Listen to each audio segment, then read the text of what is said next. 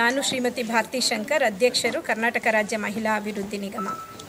ಈ ದಿನ ಅಂದರೆ ದಿನಾಂಕ 22ನೇ ತಾರೀಕು ಮೇ ಸೋಮವಾರದಂದು ನಾವು ಕರ್ನಾಟಕ ರಾಜ್ಯ ಮಹಿಳಾ ಅಭಿವೃದ್ಧಿ ನಿಗಮದವರು KSFC ಬಡ್ಡಿ ಸಹಾಯಧನ ಅಂತ ಏನು 2015 ಡಿಸೆಂಬರ್ನಲ್ಲಿ ಮಾನ್ಯ ಮುಖ್ಯಮಂತ್ರಿ ಸಿದ್ದರಾಮಯ್ಯನವರು ಪ್ರಾರಂಭವನ್ನು ಮಾಡಿದರು. ಅಂದರೆ ಇದರ ಉದ್ದೇಶ ಉದ್ಯಮಿ ಮಹಿಳೆಯರಿಗೂ ಸಹ ಪ್ರೋತ್ಸಾಹವನ್ನು ಮಾಡೋದು, ಅವರನ್ನು ಸಹ ಪುರುಷರ ಇಂಡಸ್ಟ್ರಿಗಳಲ್ಲಿ ಬೆಳೆಸೋ ಒಂದು ಉದ್ದೇಶದಿಂದ ದೂರದೃಷ್ಟಿಯಿಂದ ಪ್ರಾರಂಭ ಮಾಡಿದಂತಹ ಈ ಯೋಜನೆ 419 ಜನ ಫಲಾನುಭವಿಗಳು ಇವತ್ತಿನವರೆಗೂ ಇದ್ದಾರೆ. ಇವತ್ತು ನಾವು ಕರ್ನಾಟಕ ಸರ್ಕಾರದ ಮತ್ತೊಂದು ಆದೇಶವನ್ನು ಬಿಡುಗಡೆ ಮಾಡಿದ್ದೀವಿ.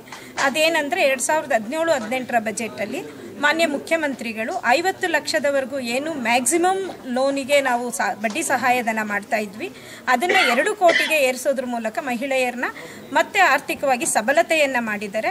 ಆ ಒಂದು ಗೌರ್ನಮೆಂಟ್ ಆರ್ಡರ್ನ ಬಿಡುಗಡೆ ಮಾಡೋದು, ಜೊತೆಗೆ ಯಾರು ಫಲಾನುಭವಿಗಳು ಈಗಾಗಲೇ ಇದ್ದರೂ ಅವ್ರ ಜೊತೆ ನಾವು ಕುಂದುಕೊರತೆಗಳನ್ನು ಕೇಳೋದು, ಒಂದು ಸಂವಾದ ಕಾರ್ಯಕ್ರಮವನ್ನು ಮಾಡೋದು, ಜೊತೆಗೆ ಮುಂದಕ್ಕೆ ನಮ್ಮಲ್ಲಿ ಯಾರು ಸಾಲವನ್ನು ಕೇಳ್ಕೊಂಡು ಬರ್ತಾರೆ KSFCಯಲ್ಲಿ ಅವರಿಗೆ ಬಡ್ಡಿ ಸಹಾಯಧನವನ್ನು ಮಾಡುವಾಗ ಅವರಿಗೆ ಎದುರಾಗುವ ಒಂದು ಎಡವು ತೊಡರುಗಳ ಬಗ್ಗೆ ಒಂದು ಕೂಲಂಕುಷವಾಗಿ ಚರ್ಚೆಯನ್ನು ಮಾಡಬೇಕಂತ ಹೇಳಿ ಇವತ್ತು ನಾವು KSFC ಅಧಿಕಾರಿಗಳು ಹಾಗೂ ಕಾಸಿಯಾ ಸಭಾಂಗಣವನ್ನು ಇವತ್ತು ನಮಗೆ ಏನು ಇಲ್ಲಿ ನಡೆಸ್ತಾ ಇದ್ದೀವಿ, ಕಾಸಿಯಾದವರು ಇವರು 3 ಜನ ಸೇರಿ ಸಂಯುಕ್ತಾಶ್ರಯದಲ್ಲಿ ನಡೆಸಿದ್ದೀವಿ.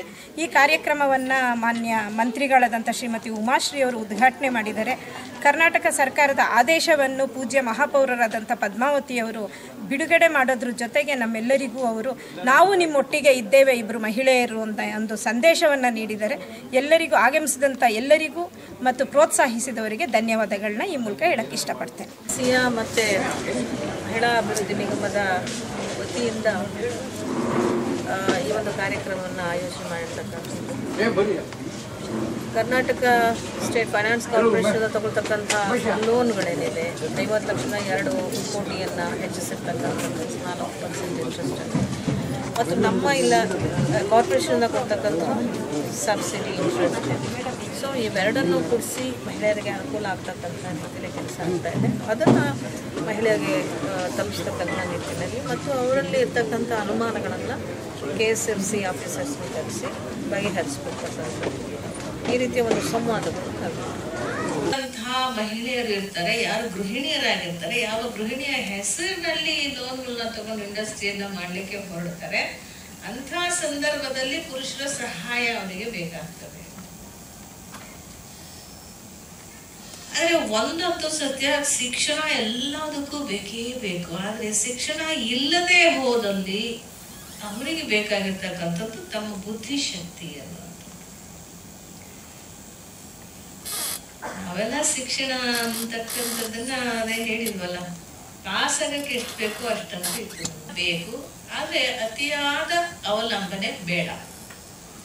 ಸ್ವಂತಿಕೆ ಅನ್ನೋದನ್ನ ಕಳ್ಕೊಂಡ್ ಬಿಡ್ತೀವಿ ನಾವು. ಎವ್ರಿ ಟೈಮ್ ಸ್ಪೂನ್ ಫೀಡರ್ ಆಗ್ಬಾರ್ದಲ್ಲ. ಮುಂದೆ ಬಂದು ತಿಳ್ಕೊಳ್ತಕ್ಕಂಥ ಆಸಕ್ತಿಯನ್ನ ಬೆಳೆಸ್ಕೊಳ್ಬೇಕಾಗ್ತದೆ, ಪ್ರಯತ್ನವನ್ನು ಮಾಡಬೇಕಾಗ್ತದೆ. ಪ್ರತಿಯೊಂದು ಡಿಪಾರ್ಟ್ಮೆಂಟ್ ಅಲ್ಲೂ ಹೋಗಿ ಆ ಡಿಪಾರ್ಟ್ಮೆಂಟ್ ಅಲ್ಲಿ ಏನೇನ್ ಪ್ರೋಗ್ರಾಮ್ಸ್ ಇದೆ ಅಂತಕ್ಕಂಥ ತಿಳುವಳಿಕೆ ನಮ್ಮಲ್ಲಂತೂ ವಿಮೆನ್ ರೂರಲ್ ಏರಿಯಾಸ್ ಅಲ್ಲಿ ಅವ್ರಿಗೆ ನಾವು ಹೇಳುವಂತ ಸ್ತ್ರೀ ಶಕ್ತಿ, ನಮ್ಮಲ್ಲಿ ಬರೋದು ಬರೀ ಸ್ತ್ರೀ ಶಕ್ತಿ ಗ್ರೂಪ್ಸ್. ಸ್ತ್ರೀ ಶಕ್ತಿ ಗ್ರೂಪ್ಸ್ ಅಂದ ತಕ್ಷಣ ಉಮಾಶ್ರೀಗೆ ಧರ್ಮಸ್ಥಳ ಖಾಸಗಿ ಗುಂಪುಗಳು ಉಮಾಶ್ರೀಗೆ ಬಂದು ಕ್ವಶನ್ ಮಾಡ್ತಿರ್ತಾರೆ. RDPR ಅಲ್ಲಿ ಇರ್ತಕ್ಕಂಥ ಗ್ರೂಪ್ಸ್, NRLM ಗ್ರೂಪ್ಸ್ ಉಮಾಶ್ರೀನೇ ಬಂದು ಪ್ರಶ್ನೆ ಮಾಡ್ತಿರ್ತಾರೆ. ಈಗ ಉದ್ದಿಮೆದಾರ ಹೆಣ್ಮಕ್ಳು ಬಂದು ಉಮಾಶ್ರೀನೇ ಪ್ರಶ್ನೆ ಮಾಡ್ತಿರ್ತಾರೆ. ಅಡಿಗೆ ಮಾಡೋ ಬಿಸಿ ಹುಡುಗರು ಉಮಾಶ್ರೀನೇ ಪ್ರಶ್ನೆ ಮಾಡ್ತಾರೆ. ಆಶಾ ಕಾರ್ಯಕರ್ತರು ಉಮಾಶ್ರೀನೇ ಪ್ರಶ್ನೆ ಮಾಡ್ತಾರೆ. ಆಯಾ ಡಿಪಾರ್ಟ್ಮೆಂಟ್ಗಳು ಕಾಲ ಕಾಲಕ್ಕೆ ಅವರಿಗೆ ಅಂತ ಕಾರ್ಯಕ್ರಮಗಳನ್ನ ಅವ್ರಿಗೆ ಬೇಕಾದ ಸಹಕಾರವನ್ನ ಕೊಡ್ತಾ ಇರ್ತಾರಲ್ಲ. ಸೊ ಅದನ್ನ ನಾವು ತಿಳ್ಕೊಳ್ಳುವಂತಹ ಪ್ರಯತ್ನವನ್ನು ಮಾಡಬೇಕು. ಜೊತೆಗೆ ನಾವು ತುಳಿತಕ್ಕೆ ಒಳಗಾಗಿದೆ, ಶೋಷಣೆಗೆ ಒಳಗಾಗಿದೆ ಅಂತಹ ವರ್ಗಗಳನ್ನ ಮೇಲೆತ್ತಬೇಕಾದ್ರೆ ಸ್ವಲ್ಪ ಮಟ್ಟಿಗೆ ಸಹಕಾರ ಸಹಾಯವನ್ನ ಸಂವಿಧಾನಾತ್ಮಕವಾಗಿ ಮಾಡಬೇಕಾದ್ದು ಬದ್ಧತೆ ಇಟ್ಕೊಂಡು ಸರ್ಕಾರಗಳ ಕೆಲಸ ಮಾಡೋದು. ಅದಕ್ಕೆ ಅವ್ರಿಗೆ ಯಾಕೆ ಅನ್ನೋ ಪ್ರಶ್ನೆ ಬಂದಾಗ ಆನ್ಸರ್ ಸ್ವಲ್ಪ ಕಷ್ಟ ಆಗುತ್ತೆ. ಎಲ್ಲರಂತೆ ಸಮಾನವಾಗಿ ಎಲ್ಲರೂ ಬರಬೇಕು ಅನ್ನೋ ಕಾರಣಕ್ಕೆ ಯಾರು ಭಾಳ ಕೆಳಮಟ್ಟದಲ್ಲಿದ್ದಾರೆ ಅವ್ರ ಮೇಲೆ ಹತ್ತೋಕ್ಕೆ ಅವರು ಸಮಾನವಾಗಿ ಇವರು ಬರಲಿ ಆರ್ಥಿಕವಾಗಿ ಅನ್ನೋ ಕಾರಣಕ್ಕೆ ಇವನ್ನೆಲ್ಲ ಮಾಡ್ತಾರೆ. Thank you madam. ತಮ್ಮ ಬರುತ್ತೆ, ಫೈನಾನ್ಸ್ ಡಿಪಾರ್ಟ್ಮೆಂಟಿಂದ ಬರ್ತದೆ ಅಂತ ನಾವೆಲ್ಲ ಅಂದ್ಕೊಂಡಿದ್ದೀವಿ. ಅದು ಈ ಖಾತೆ ಮಹಿಳಾ ಅಭಿವೃದ್ಧಿ ಖಾತೆಯಿಂದ ಬರುತ್ತೆ ಅನ್ನೋ ವಿಚಾರ ನಮಗೆ ತಿಳಿದಿಲ್ಲ. ಈ ಸಂದರ್ಭದಲ್ಲಿ ನಮ್ಮ ಈ ಕರ್ನಾಟಕದ ಎಷ್ಟು ಸಂಖ್ಯೆ ಇದೆ ಇಂಡಸ್ಟ್ರೀಸ್, ಅವರೆಲ್ಲರ ಪರವಾಗಿ ಮೊದಲಿಗೆ ನಿಮಗೆ ನಾವು ಧನ್ಯವಾದಗಳನ್ನು ಈ ಸಂದರ್ಭದಲ್ಲಿ ತಿಳಿಸ್ತೀವಿ. ಪವರು ನಿಮ್ಗೆ ಎಷ್ಟೇ ಬಂದ್ರೂ ಫ್ಯಾಕ್ಟ್ರಿ ಮಾಲೀಕ, ಮಗ್ಗ ಇರ್ಬೋದು, ಟ್ವಿಸ್ಟರ್ಸ್ ಇರ್ಬೋದು, ಡಯರ್ಸ್ ಇರ್ಬೋದು, ಟೆಕ್ಸ್ಟೈಲ್ ಪ್ರೋಸೆಸ್ಸಲ್ಲಿ ಇರೋರಿಗೆಲ್ಲ ₹1.67 ನಾವು ದುಡ್ಡು ಕಟ್ತೀವಿ. ಮಿಕ್ಕಿದ್ದು ಸರ್ಕಾರ ಸಬ್ಸಿಡಿ ರೂಪದಲ್ಲಿ ನಮಗೆ ಮನ್ನಾ ಮಾಡ್ತದೆ, ಬಿಲ್ಲಲ್ಲಿ ವಜಾ ಮಾಡ್ತದೆ. ಅದಕ್ಕೂ ಸಹ ಉಮಾಶ್ರೀ ಮೇಡಮ್ ಅವರಿಗೆ ನಮ್ಮ ಟೆಕ್ಸ್ಟೈಲ್ ವತಿಯಿಂದ ಧನ್ಯವಾದಗಳು. ಪೀಳಿಗೆ ಏನಿದ್ದಾರೆ ಕೆಲಸಗಾರರು, ಅವರು ಬಿಟ್ಟರೆ ಹೊಸ ಪೀಳಿಗೆ ಈ ಕೆಲಸ ಕಲೀಲಿಕ್ಕೆ ಇಚ್ಛೆ ಇಲ್ಲ, ಬರೋದಿಲ್ಲ. ಆ ಕಾರಣದಿಂದ ಈ ಇಂಡಸ್ಟ್ರಿ ಬೇರೆ ರಾಜ್ಯಕ್ಕೆ ಹೋಗುತ್ತೆ, ನಮ್ಮ ಕರ್ನಾಟಕದ ಉಳಿಯಲ್ಲ ಅಂತ ಹೇಳ್ಬಿಟ್ಟು ಮಾನ್ಯ ಮುಖ್ಯಮಂತ್ರಿಗಳಿರ್ಬೋದು, ಸರ್ಕಾರದ ಎಲ್ಲ ಇಲಾಖೆಯವರು ಸಮರ್ಪಕವಾಗಿ ಚರ್ಚೆ ಮಾಡಿ ನಮಗೆ ಸೇಲ್ಸ್ ಟ್ಯಾಕ್ಸ್ ವಜಾ ಮಾಡಿದ್ದಾರೆ. ವ್ಯಾಟ್ ಇಲ್ಲ, ನಾವು ತಲೆ ಮೇಲೆ ಹೊತ್ಕೊಂಡೋದ್ರು ಯಾರೂ ಕೇಳಲ್ಲ. ಅದಕ್ಕೆ ತಮಗೆ ಧನ್ಯವಾದಗಳು. ಕೊಟ್ಟರೆ ಇಂಡಸ್ಟ್ರಿಯಲ್ಲಿ ಇರ್ತಕ್ಕಂಥವ್ರು ಬೇರೆ ಕಡೆ ಹೋಗಿ ಅಲ್ಲಿ ಲೇಬರ್ ಫೋರ್ಸ್ ಸಿಕ್ಕೋದಿಲ್ಲ. ನನ್ನ ಹತ್ರ 35 ವರ್ಷದ ಇಂಡಸ್ಟ್ರಿ ಮೇಡಮ್, ನನ್ನ ಹತ್ರ 40 ಜನ ಕೆಲಸ ಮಾಡ್ತಾ ಇದ್ದಾರೆ. ಅದನ್ನು ನಾನು ಹೇಗೆ ಮ್ಯಾನೇಜ್ ಮಾಡ್ತೀವಿ ಅಂದರೆ ಲೇಬರ್ ಕ್ವಾರ್ಟರ್ಸ್ ಕೊಟ್ಟು, ಅವ್ರಿಗೆ ಅಡ್ವಾನ್ಸ್ ಕೊಟ್ಟು, ಎಲ್ಲ ಫೆಸಿಲಿಟಿ ಕೊಟ್ಟು ಫ್ಯಾಕ್ಟ್ರಿ ನಡೆಸಬೇಕಾಗಿದೆ. ಅದನ್ನು ದಯವಿಟ್ಟು ನಗರ ಜಿಲ್ಲೆಗೂ ಈ ಸಬ್ಸಿಡಿ ಕೊಡಿ ಅನ್ನೋ ಮಟ್ಟಕ್ಕೆ ನಾನು ನಿಮ್ಮ ಮುಂದೆ ಬೇಡಿಕೆ ಇಡ್ತಾ ಇದ್ದೀನಿ. ಬರೀ ಮಿನಿಸ್ಟರ್ ಆಗಿದ್ದೀನಿ, ಈಗ ಪಾಲಿಟಿಷಿಯನ್ ಆಗಿದ್ದೀನಿ ಅಂತಲ್ಲ, ಅದಿಲ್ಲದೆ ಹೋದರೂ ಕಲಾವಿದೆಯಾಗಿ ನನಗಿರೋ ವರ್ಚಸ್ಸನ್ನು ನಿಮಗೆ ಬಳಸಿ ನಿಮ್ಗಳಿಗೆ ಅನುಕೂಲ ಮಾಡಿಕೊಡೋಕೆ ನಾನು ಬರ್ತೀನಿ.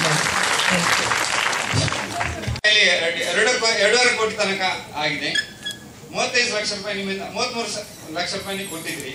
ಆದರೆ ಈಗಿನ ಕಾಲದಲ್ಲಿ ನಮ್ಮ ಎಲ್ಲ ಇದು ಬಿಲ್ಡಿಂಗ್ ಸೆಕ್ಯೂರಿಟಿ ಎಲ್ಲ ನಿಮ್ಮ ಕೈಯಲ್ಲಿದೆ. ನಮ್ಗೆ ಕೊಟ್ಟದ್ದು ಖಾಲಿ, ನಾವು ಹಾಕಿದ ಪ್ರೊಡಕ್ಷನ್ 2.5 ಕೋಟಿ ತನಕ ಆಗಿದೆ. 33 ಲಕ್ಷ ನಮಗೆ ಸಿಕ್ಕಿದೆ. ಅದರಲ್ಲಿ ಅಷ್ಟು ಕಾಂಪಿಟೇಷನ್ ಮಾರ್ಕೆಟ್ ಅಲ್ಲಿ ನಾನು ಇದನ್ನು ಮಾಡ್ತಾ ಇದ್ದೇನೆ. ಇದು ಕೇರಳ ಫುಟ್ವೇರ್ ಲೆವೆಲ್, ಯಾಕಂದ್ರೆ ಕಾಂಪಿಟೇಷನ್ ಅಂದ್ರೆ ಕೇರಳದಿಂದ ಬಂದ VKC ಪ್ಯಾರಾಗೋನು ಅವರು ಇರಲ್ಲ, ಅವರಲ್ಲಿ ಫೈಟ್ ಮಾಡ್ಲಿಕ್ಕೆ ಭಾರಿ ತೊಂದರೆ ಬರ್ತದೆ. ಅಷ್ಟು ಕಾಂಪಿಟೇಷನ್ ಮಾಡ್ತಾ ಇದ್ದಾರೆ. ಅದರಲ್ಲಿ ಅವರಿಗೆ ಹೊರಗಡೆಯಿಂದ ಮೆಟೀರಿಯಲ್ ಬರ್ತಾ ಇದೆ, ನಾವು ಇಂಪ್ರೂವ್ಮೆಂಟ್ ಮಾಡ್ಲಿಕ್ಕೆ ಭಾರಿ ಕಷ್ಟ ಬರ್ತಾ ಇದೆ. ಅವರಿಗೆಲ್ಲ ಡೈರೆಕ್ಟ್ ಮೆಟೀರಿಯಲ್ ಬರ್ತದೆ, ಇದು ಬರ್ತದೆ. ಪ್ರಶ್ನೆ ಕೇಳಿ ಮೊದಲು. 12 years ಇಂದ ಟೀಚಿಂಗ್ ಎಕ್ಸ್ಪೀರಿಯನ್ಸ್ ಇದೆ. ನಾನು ನಂದೇ ಆದ ಒಂದು ಪ್ರೀ ಸ್ಕೂಲ್ ಓಪನ್ ಮಾಡಿದ್ದೀನಿ. ನಮಗೆ ಯಾವುದೇ ರೀತಿ ಲೋನ್ ಆಗಲಿ ನಮಗೇನೂ ಅನುಕೂಲ ಮಾಡಿಕೊಟ್ಟಿಲ್ಲ. ಸೊ ನಮಗೂ ಮುಂದುವರಿಯೋದಕ್ಕೆ ಏನಾದ್ರು ಅವಕಾಶ ಮಾಡಿಕೊಡ್ಬೇಕು ನೀವು.